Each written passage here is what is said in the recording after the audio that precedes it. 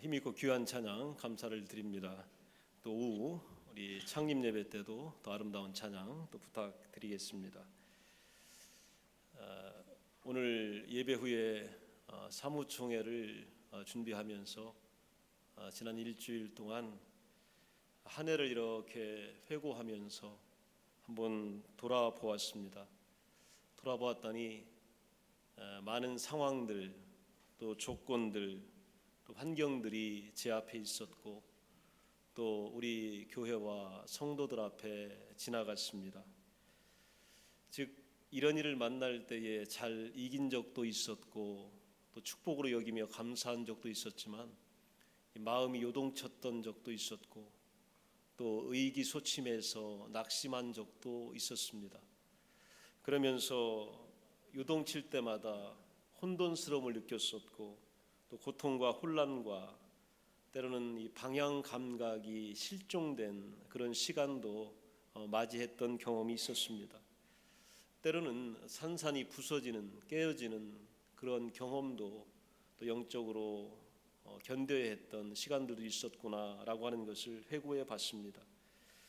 여러 가지 상황이 우리 앞에 있지만 하나님은 삶의 환경 또 여러 가지 주변의 여건 가운데서 우리처럼 그렇게 동일하게 반응하지 않으십니다. 내가 여러분이 1년 동안 어떻게 반응했더라도 하나님은 그렇게 반응하지 않으십니다. 하나님의 목적을 이루시기 위하여 환경 안에서 또 환경을 통하여 환경을 주도적으로 이끌어가는 창조주, 그분이 바로 우리의 하나님이 되시기 때문입니다. 지난주 새벽마다 읽었던 이사야, 특별히 어제 새벽에 나누었던 이사야 43장을 보게 되면 하나님이 이스라엘 백성들을 대하시는 태도를 보면서 입이 벌어집니다. 수천 년을 그렇게 배반하고 속썩이고 그렇게 못 알아들으면 좀 지칠 만도 한데 포기할 만도 한데 때로는 그 하나님이 피곤해 하실 만도 한데 그 하나님은 지치지를 않으셔요. 그 하나님은 피곤해하지 않으셔요. 그 하나님은 절대로 포기하지 않는 것을 우리가 보게 되었습니다. 지치지 않는 하나님, 오늘 피곤해하지 않으시는 하나님을 우리가 알고자 하면은 베드로를 한번 만나보면 됩니다. 베드로를 바꾸셔서 사용하시는 것을 보게 되면 하나님의 진가가 드러나요. 그리스도가 정말 어떤 분이길래 우리가 그렇게 흠모하고 사랑하고 갈망하는지 거기 나타나 있게 됩니다. 오늘 본문 여러분과 제가 읽은 이 베드로 전후서가 누가 쓴 거냐면 베드로가 쓴 거예요. 베드로가 써서 초대교회에 흩어져 있는 성도들에게 보냈고 초대교회에 박해받고 눈물 흘리며 고난받으며 숨죽이고 있었고 숨어있던 성도들이 그 고난의 한가운데서 이 편지를 받고 격려를 받고 위로를 받으며 하나님의 음성을 들으며 불릴듯 일어나서 신앙생활했던 이 놀라운 기억들을 갖고 있었던 성경, 이게 바로 베드로 전후서인데 이걸 누가 썼냐면 베드로가 썼단 말이에요. 근데 베드로라고 하는 인물이 어떤 인물인기에 이렇게 귀한 말씀을 쓸 수 있었을까? 오늘 성경을 보게 되면 베드로 인생의 가장 유명한 장면은 예수님이 십자가에 바로 못 박히시기 전날에 일어난 그 사건입니다. 베드로가 예수님을 따라다니면서 먼 발치에서 잡혀가시고 재판받으시는 모습을 지켜보는데 대제사장의 집의 뜰에 이제 같이 앉아있게 됩니다.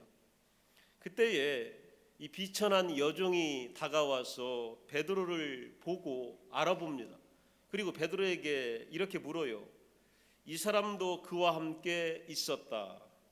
또 너도 그 도당이다. 참으로 그와 함께 있었느니라. 3번을 이렇게 베드로에게 이야기합니다. 이때에 베드로가 3번을 뭐라고 대답하냐면 당신이 말하는 사람을 나는 알지 못합니다. 당신 지금 누구 얘기하고 있는 겁니까? 당신이 생각하는 베드로 그 얼굴 나하고는 관련이 없습니다. 오늘 이걸 부인하고 있는 거예요. 가장 자기 중심적인 사람이 오늘 자신의 실체에 대해서 강하게 부인하고 있는 것을 우리가 봅니다. 예수님은 베드로를 선택하셨을 때부터 베드로가 저럴 줄 아셨어요. 그래서 예수님께서는 베드로의 신앙과 믿음과 마음속에 있는 저 심각한 장애물들, 이걸 하나씩 하나씩 끄집어내셔서 십자가에 달려 돌아가실 때까지 그를 치유하시고 고치시고 완벽해 만드셨던 분이 바로 예수님입니다. 그 몇 가지 사례를 보면 마태복음 14장 26절에 예수님이 무리를 걸어서 막 바다 위를 걸어서 제자들에게 막 오십니다. 이걸 보면서 베드로가 욕심이 난 거예요. 그래서 뭐라고 했냐면, 만일 주시거든 주님이시거든 나를 명하사 물 위로 오라고 말씀해 주십시오. 굉장히 믿음 있는 얘기를 해요.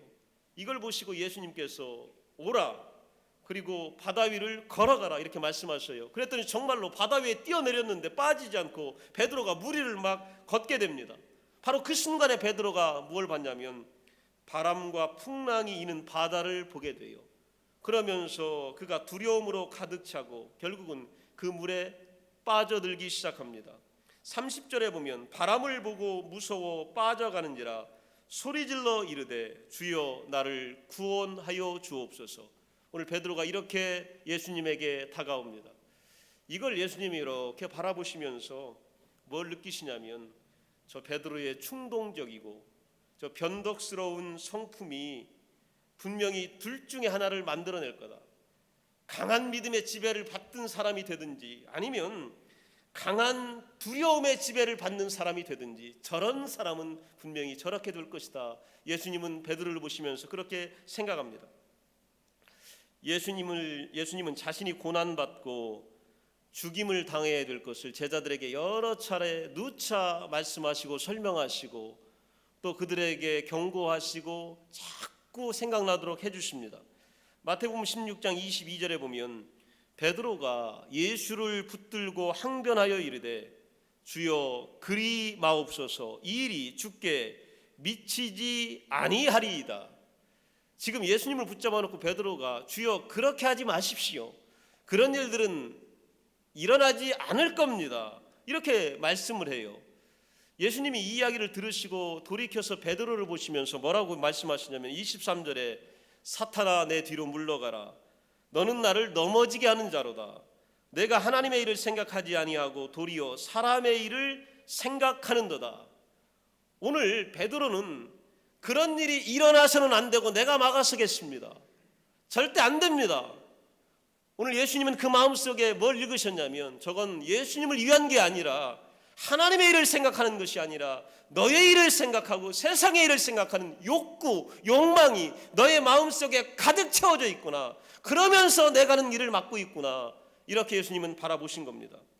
마태복음 18장 21절에 베드로가 예수님께 이렇게 물어봅니다. 주여 형제가 내게 죄를 범하면 몇 번이나 용서해야 합니까? 그러면서 자기가 대답을 해요. 뭐라고 대답하냐면 7번까지 하오리까? 7번이면 됩니까? 이 말은요 무슨 뜻을 갖고 있냐면 나 정도 되니까 7번 정도 용서하지 다른 제자들 다른 사람들 같으면 절대 그러지 않을 겁니다. 오늘 나의 관대함, 나는 7번을 용서할 마음이 있는데 예수님 이 마음을 좀 알아주십시오, 나는 이런 사람입니다, 이렇게 지금 이야기하고 있는 거예요. 그랬더니 예수님께서 뭐라고 하시냐면 내게 이르노니 7번뿐 아니라 7번을 70번까지라도 할지니라. 7번 이거 70번까지라도 다 해라, 이렇게 말씀하셔요. 즉 잘난 체하고 자기 의의를 드러내기를 원하는 베드로의 태도가 잘못되어 있음을 예수님은 분명하게 지적해 주고 계신 거예요. 요한복음 13장에 보면 예수님은 다락방에서 그 6월절에 십자가를 지시기 바로 전날 밤에 제자들의 발을 수건을 허리에 동여매고 허리를 굽혀서 닦아주시겠다고 해요. 그리고 베드로를 닦아주시겠다고 합니다. 그때 베드로가 이 8절에 뭐라고 말하냐면 내 발을 절대로 씻지 못하시리이다. 예수께서 대답하시되 내가 너를 씻어주지 아니하면 내가 너와 상관이 없느니라.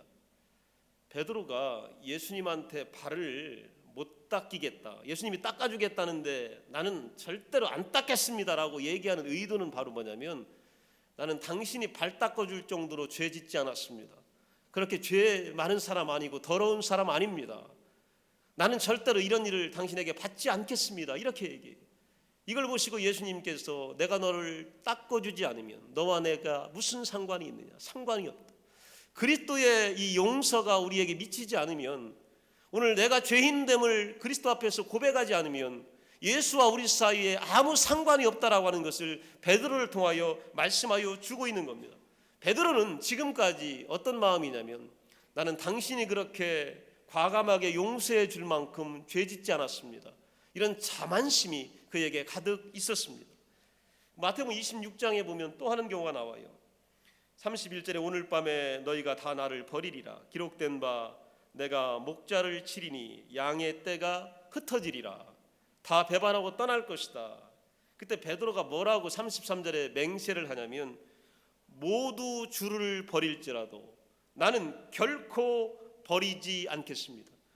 모든 제자, 모든 사람들이 다 주를 버릴지라도 나는 절대로 그러지 않겠습니다. 자, 이 말은 여러분 어떤 뜻이냐면, 예수님이 너는 그럴 거다 그랬잖아요. 그런데 베드로가 나는 안 그렇습니다. 이 속 심정이 어떤 뜻이냐면, 예수님이 예언하신 것보다 자신의 생각을 더 중요하게 생각하는 자기중심적인, 예수님 당신의 예언보다 내 말이 맞습니다. 당신의 섭리보다 내가 하고 싶은 계획이 더 중요한 것이고 이 일대로 이루어질 것이지 어떻게 당신의 뜻대로 이루어지겠습니까? 라고 하는 베드로의 숨겨진 욕망이 그대로 일어나는 거예요. 오늘 예수님의 뜻대로는 안 되고 내 뜻대로는 될 겁니다. 이렇게 오늘 베드로에게, 예수님에게 베드로가 이야기하는 장면을 보게 됩니다. 자, 마지막 하나를 더 보면요, 이 무장한 병사들이 겟세마네 동산에 있는 예수님을 잡으러 갑니다. 그때에 이 베드로가 거기 앞에를 딱 가로막아요. 누가복음 22장 49절에 보면, 주여 우리가 나서서 저들을 칼로 쳐버리겠습니다. 칼로 베겠습니다. 이렇게 막 흥분을 합니다. 그리고 50절에 보면 결국 어떻게 하냐면, 대제사장의 종을 쳐 그 오른쪽 귀를 떨어뜨린지라. 결국은 칼을 꺼내서 종의 귀를 내리칩니다. 그리고 떨어져요. 그러나 예수님은 이것을 보시고 이것까지 참아라, 또 더 이상 그러지 말아라, 이렇게 말씀하십니다. 그리고 종의 귀를 이렇게 집어다가 그 귀를 다시 붙여주시고 낫게 해주십니다. 예수님은 오늘 베드로 앞에서 뭘 말씀하고 싶으냐면, 하나님의 나라는 절대로 무력이 아닌 하나님의 용서와 사랑의 능력으로 새로워진다고 하는 것을 가르쳐준 겁니다.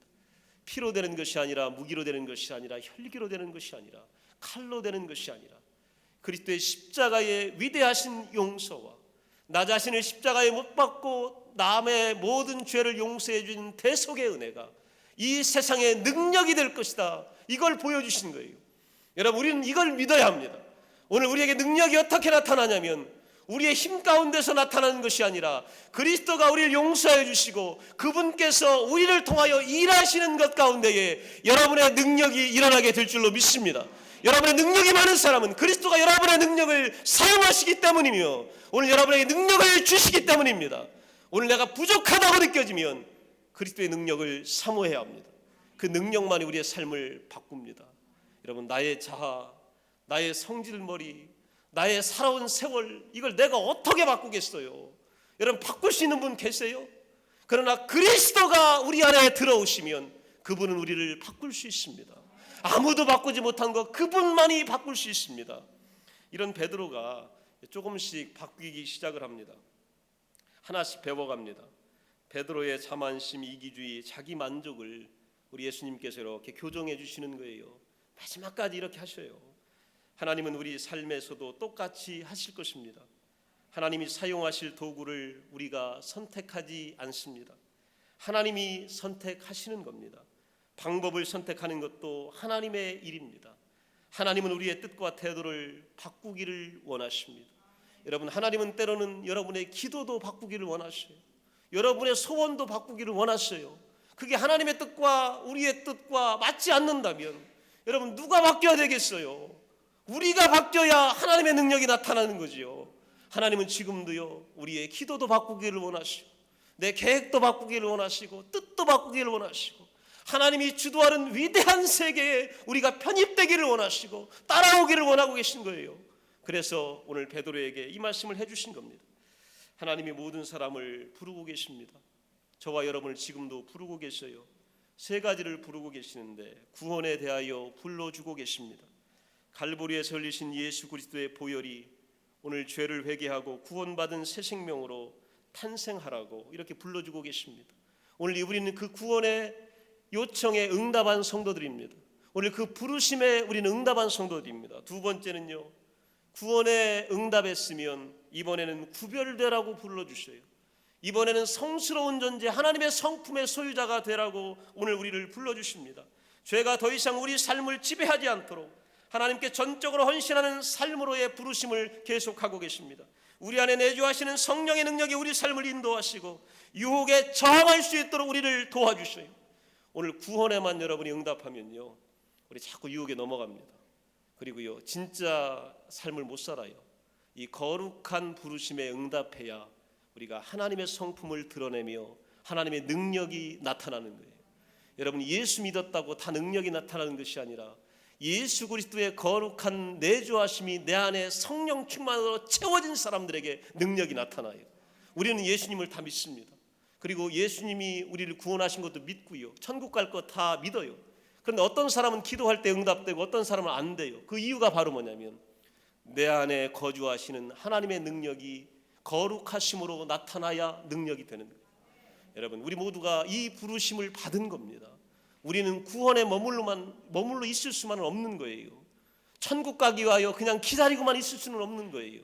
바로 이 성화됨, 구별됨에 대한 부르심이고, 마지막으로 어떤 걸 부르시냐면 이런 자들에게 봉사하라고, 일하라고, 충성하라고, 땀 흘리라고 사역에 대하여 불러주고 계십니다.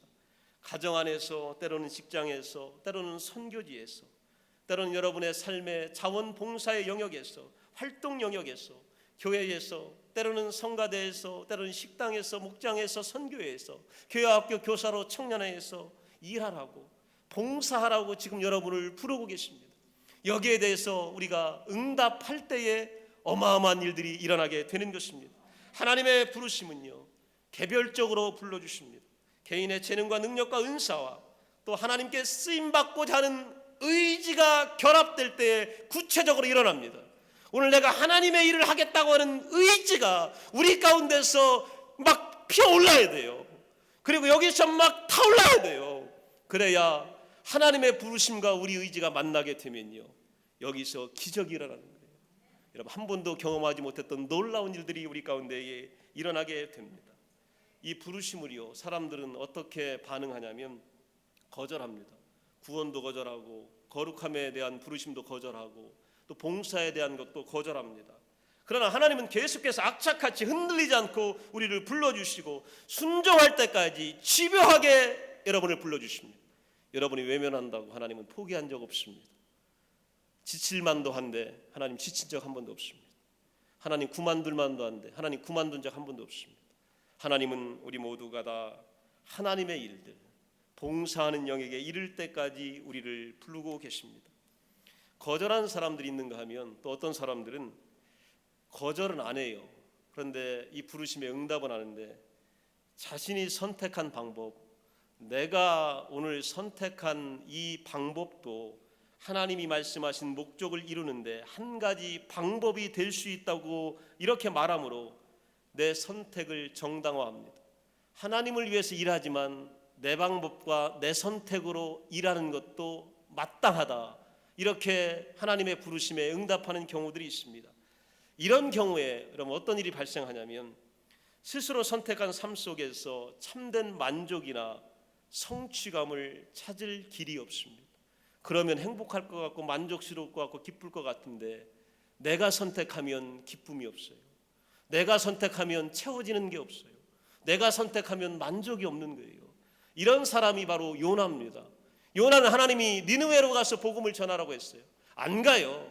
그리고 다른 데로 가잖아요.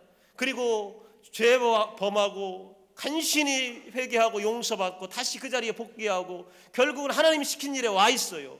왔는데 막 복음을 전하잖아요. 봉사하고 사역하고 전도했는데 성경에 요나가 어떤 상태로 있었냐면 기쁨이 없는 거예요. 하나님이 일을 아침부터 저녁까지 하는데 기쁨이 없어요. 행복이 없습니다. 불순종은 우리에게 행복을 주지 않습니다. 하기는 하는데 어떤 일들이 오냐면 우울함이 찾아오고 실망이 찾아오고 허무함만 우리에게 찾아오게 되는 것입니다. 여러분, 그래서 하나님께 온전히 드리는 순종이 중요합니다. 인생 가운데, 신앙 가운데에 약간의 행복은 있을지 모르지만 온전한 기쁨을 모르고 사는 사람들이 너무 많습니다. 약간의 사랑을 경험할 수 있을지는 모르지만 하나님의 무조건적이고 압도적인 경이로움을 순종하지 않는 사람들, 오늘 기뻐하지 않는 사람들에게는 보일 수가 없는 것입니다. 약간의 소망은 가질 수 있어도 부름받은 영광의 소망은 결코 우리에게 온전해지지 않는 것입니다. 요나처럼 일하면 그렇게 되는 겁니다. 근데 마지막 부류의 사람은요, 온전히 다 받아들이는 거예요. 하나님의 부르심, 구원에 대한 부르심, 거룩함에 대한 부르심, 오늘 봉사와 충성과 사역에 대한 부르심을요 다 받아들이는 겁니다. 부활한 예수님께서 어떤 일을 하셨냐면 예수님의 관심은 베드로예요. 지금까지 저렇게 기대했고 최선을 다했던 베드로, 예수님은 천국으로 다시 가시기 전에 이 베드로에게 마지막 무언가를 하셔야 됐어요. 그래서 이른 새벽에 베드로를 찾아 갈릴리 바다로 가시는 겁니다. 거기서 베드로는 고기 잡고 있잖아요. 그러면서 이제 기적을 일으키시고 베드로를 그 앞에 딱 데려다 놓으시고 예수님이 베드로에게 물으셔요. 베드로야, 내가 나를 사랑하느냐? 한 번을 물은 게 아니라 세 번을 연속 내가 나를 사랑하느냐? 내가 나를 사랑하느냐? 그때 베드로가 뭐라고 대답하냐면 주님, 제가 주님을 사랑하는 줄 주님이 아십니다. 베드로도 똑같이 세 번 이렇게 대답해요. 베드로가 내가 당신을 사랑하시는 줄을 당신이 아십니다 라고 하는 진짜 속뜻이 담겨져 있는 거예요. 예수님은 그 대답을 이제는 들으신 겁니다. 거기 보면 마침내 예수님이 그에게 원하셨던 일들 이제는 다 받아들이겠습니다. 내가 당신을 사랑하는 줄 당신이 아십니다. 이 말의 뜻은 그전에 내가 했던 얘기 다 잊어주십시오. 이제 당신이 원하시는 일을 내가 전부 다 받아들이겠습니다. 그리고 순종하며 나가겠습니다. 이 약속을요 예수님한테 세 번을 해요.